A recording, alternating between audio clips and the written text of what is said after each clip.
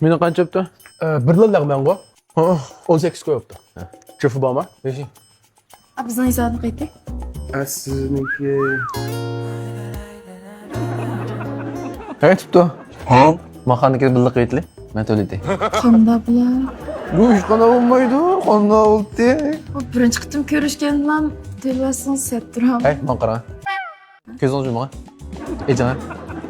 İkinci qadam ko'rashdik bo'ldi. Töleversem nima bo'ldi? Siz o'zingiz yolg'iz qanchalik narsa yeb chiqdingiz. O'ylaydilar, billa qaytli. Rahmat.